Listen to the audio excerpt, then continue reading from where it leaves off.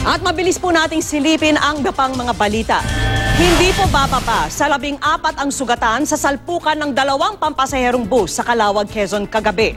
Puno ng mga papauwing bakasyonista ang mga bus, kaya inabot ng 2 oras bago nasagip ang lahat ng sakay. Kritikal ang lagay ng 4 sa mga sugatan, kabilang na po ang 2 bus driver. Sa paunang investigasyon, mang-agaw raw ng linya ang isa sa mga bus at madulas din ang kalsada nang mangyari ang insidente. Sa Timonan, Quezon, isang pampasaherong bus at 10-wheeler ang nagsalpukan.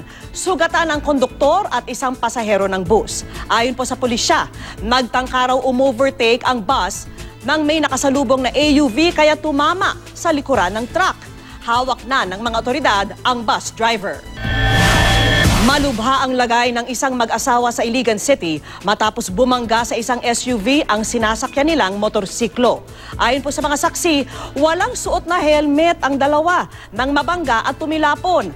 Nangako na ng tulong ang SUV driver.